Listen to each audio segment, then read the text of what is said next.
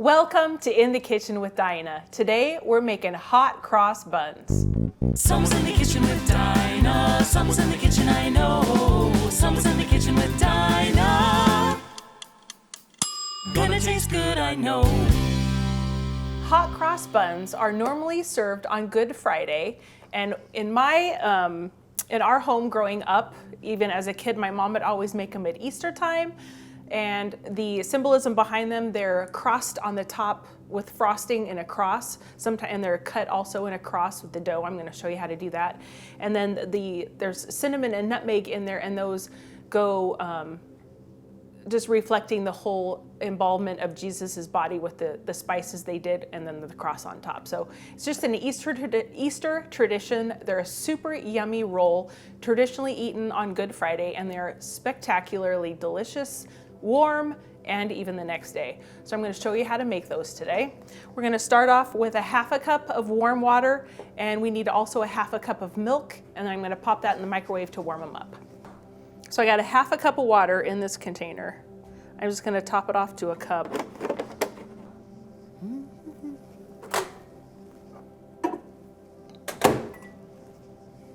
We'll go for 30 seconds and see how warm it is. You want it about 110 degrees.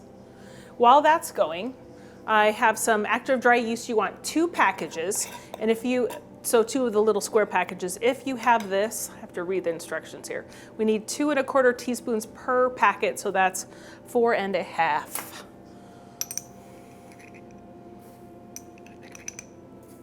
teaspoons. 4 1/2 teaspoons. I don't know if I said that. So there's 4 1/2. Feels good. Let's get my handy dandy thermometer out. It doesn't have to be exact. You just don't want it cold, but you don't want it super hot. Oh, see, I'm at 112. Let's just go with that.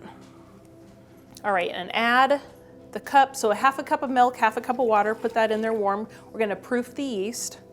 And then we also need a half a cup of sugar.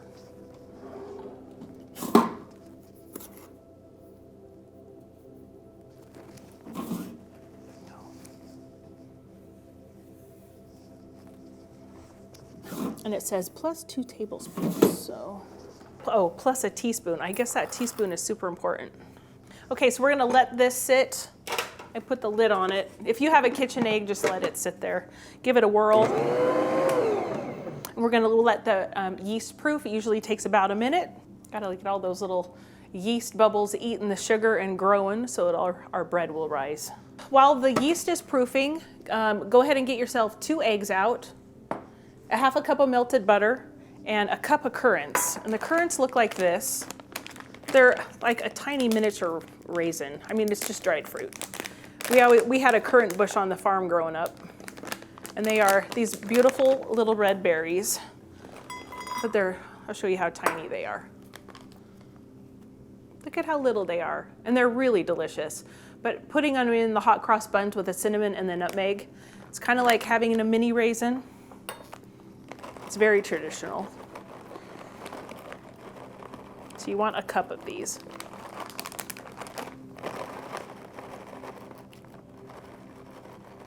Come on.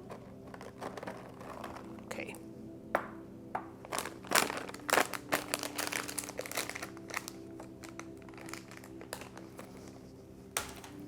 Let's see how it's doing. Looks a little sweet. It looks good. Let's go for it. All right, so we have a half a cup of melted butter. Put that in.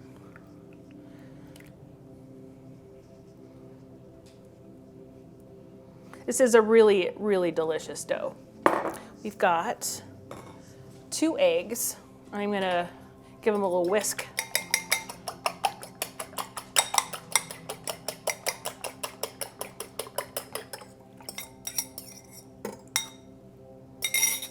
And one of the magic ingredients is 3/4 of a cup of mashed potatoes.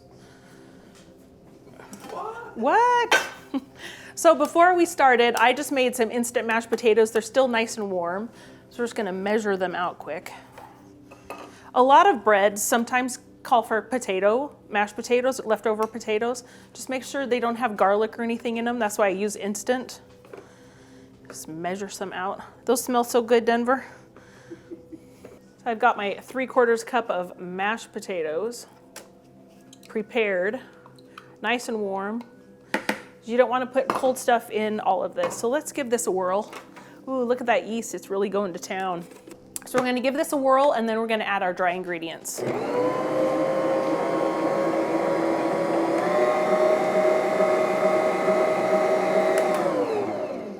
Okay, so now we're going to add a teaspoon of cinnamon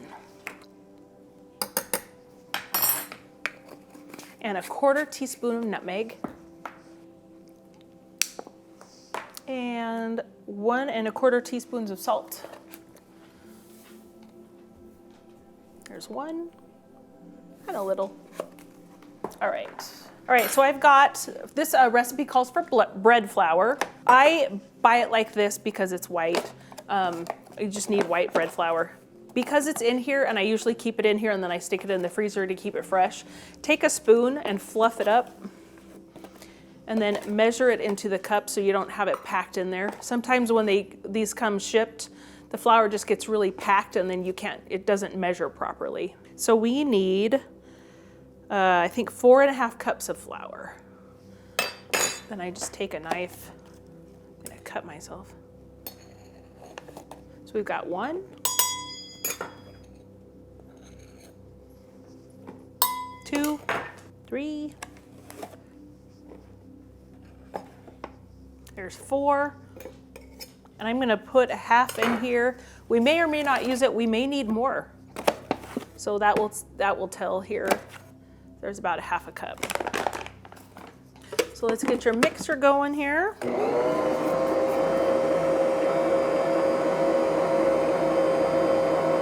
You want it moistened enough to pull away from the edges, but you don't want to add too much.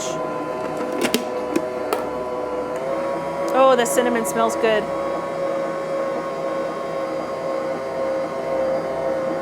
Mess maker today. Okay, so there was my 1/2 cup.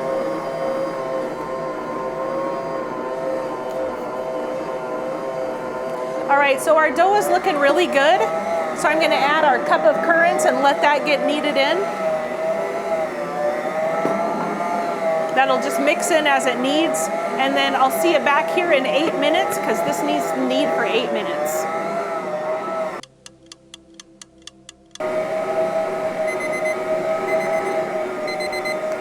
All right, so there was our 8 minutes. We're gonna turn our mixer off. Oh, look at that delicious dough. Okay, so I'm gonna take a little bit of oil. I'm gonna pour it down here on my counter. Just a little. I'm gonna take my hand and kind of spread it out and then go in here. And this is how I easily get it off the dough hook and out of the mixer. We're gonna let it rest for just a couple minutes. This is gonna be sticky, and that's okay. Get all those currants off there. Oh, it smells so good with the cinnamon. All right, unscrew my bowl. Hopefully, oh, see, it just rolled right out. Perfect. Okay, let me get rid of the bowl. We're just gonna knead it just a tiny bit. I kind of get it covered in oil. It's gonna let it set for just a minute and rest. See, all those currants got worked into the dough really well. So I'm just gonna let it sit here. I'm gonna get a cookie sheet. I'm gonna clean up my area, and then I'll show you how to form it into balls. I feel like I always use the same one. Probably because I do.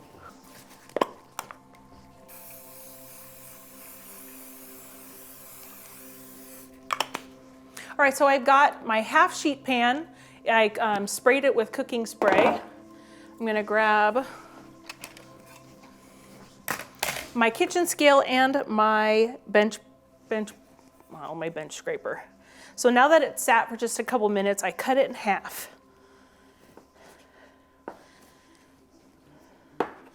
So now we're gonna form about 1½ to 2 ounce balls of dough. So I just kind of do this. So this recipe makes about 2 dozen, so that's what we're gonna try to get.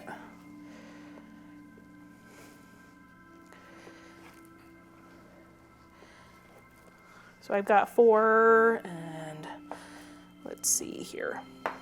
These are gonna rise again and double in size, so let's see how big that's a 1 ounce, 1.5, 1.7, and 1.9. So let's give that one just a tiny bit. So now I'm just gonna go through and cut them so that they're pretty close in size, and I probably will measure all of them.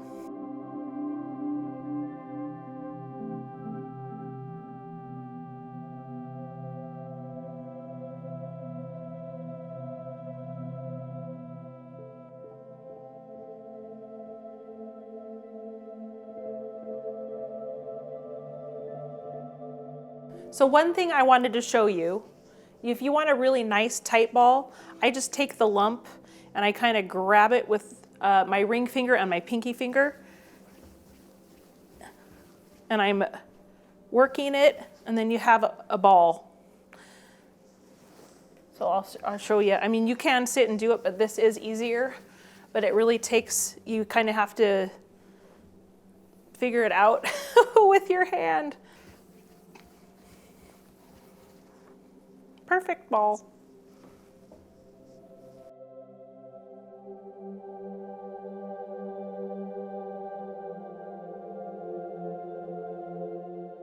All right, so I've got 1 cookie sheet full. I'm gonna get a 1/4 sheet pan and get that loaded up because I've got 2, 4, 6, 8 more.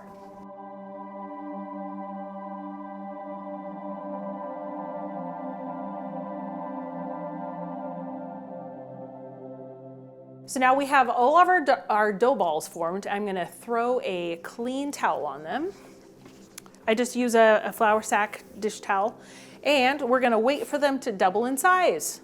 That could take anywhere from a half an hour to an hour and a little depending on how warm it is in your climate. Probably today, I can't see, we're finally getting rid of our snow. It'll probably take an hour or so, but I'll be back when they're all ready. They need just to double in size. Welcome back. It's been just over an hour, and they have about doubled in size. They're certainly nice and fluffy. The next thing we're gonna do, I've got my oven going at 350 degrees. So the next thing we're gonna do is make a cross symbol on the top, and I just use the scissors. You just make sure they're clean. I'm just gonna cut into the dough both ways, and then I just kind of leave it open like that.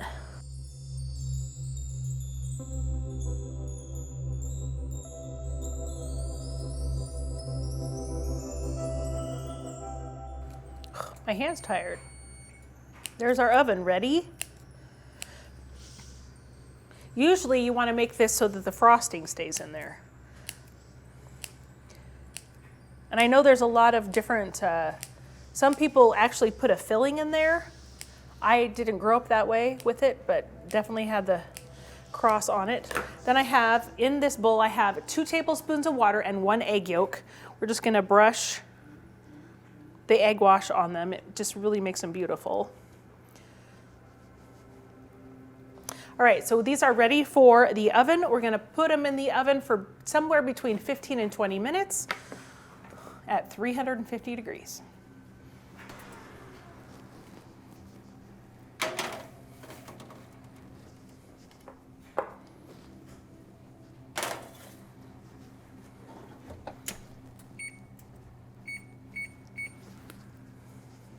So while your hot cross buns are baking, I'm gonna show you how to whip up the frosting.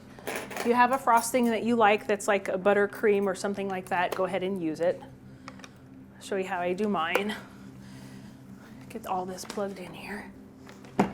So I've got about 4 tablespoons of butter here, and I'm just gonna soften it in the microwave real quick.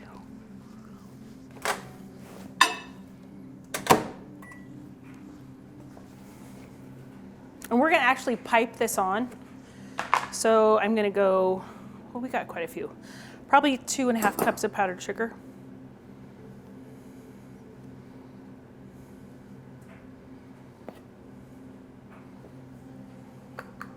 So is that equal to 2 there? Well, they were heaping, so, you know.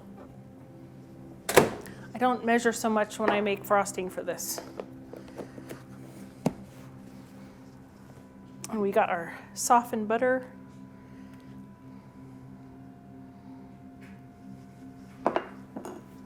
Mix that up just a tiny bit.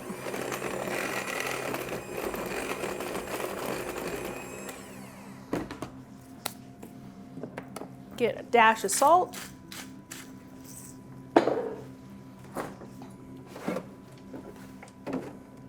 little bit of vanilla. Your regular teaspoon glug.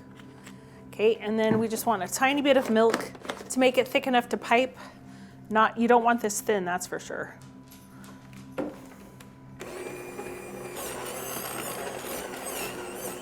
All right, I think that looks about good. Okay, so now I will be back when they're out of the oven, because then they're gonna have to cool before we frost them, or the frosting will just slide off of them. So I'll see you in about 13 more minutes. Oh, look at that. They're beautifully golden. Wonderful. All right, so these are hot out of the oven. They're nice and golden brown. They look beautiful. I can't wait to eat one. We're gonna have to let them totally cool, and when they do, I'll show you how to frost them. So we'll be back, I don't know, probably 20-ish minutes, I'm guessing. I'm gonna leave them in the pans just because they're easier to store and serve. These are going with us. Now we wait again.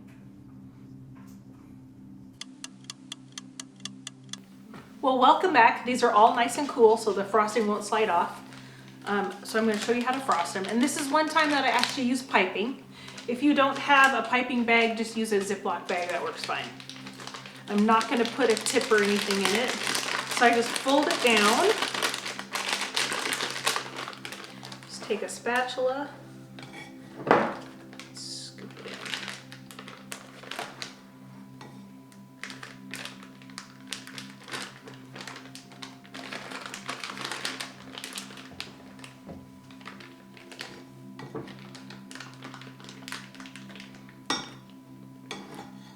I'm going to call that good.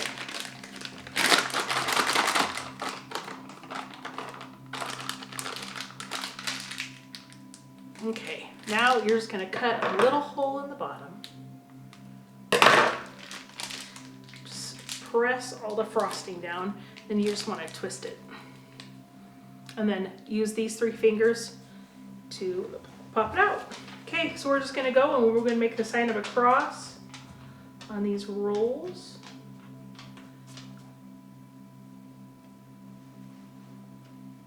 And then you just keep going on.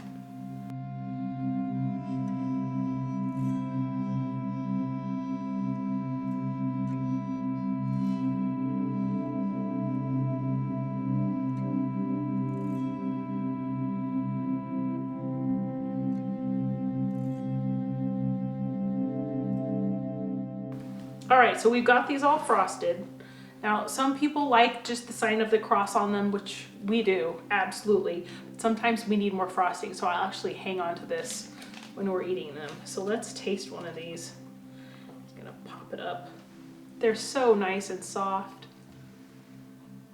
Oh yeah. Super delicious. I love the spice and the rich dough. Do you want a bite? Oh, just someone. I know you want a bite. You can have a bite. It's like Mom's eating. So delicious. I only make these once a year, so it is very special. Well, I sure hope you try making these hot cross buns for Easter and enjoy them with your family. They certainly are a special treat. Thanks for joining me in my kitchen today. Don't forget to give me a thumbs up, subscribe, and comment if you will. I'd love to hear from you. Thanks so much for joining me and subscribing and watching my videos. And we'll see you on the next time. And until then, have a blessed Easter. Yes, I do want to bite of that one. Yeah, have some. Oh, she knows. She knows. Hit me again. And you're like, oh, I'm so full. I am. I'm totally full, but they taste so good. Oh, gracious. Gee whiz, dude. Yeah, no, we don't have the shot anymore. Oh, don't do it. And I don't have any of the lights on, so hold on a second. Oh, yeah. I'm so smart. Gonna taste good, I know. Bum bum. Oh, that was lovely. Gonna Gonna taste good, I know. Oh yeah, you have a lot of frosting. I do, but somebody likes more frosting. So, Normally, these have the sign of the cross, but in this instance, my husband likes them to have the sign of a blanket. So we coat them completely. And sometimes we even cut a hole and we inject them like a ding dong. yes, we do.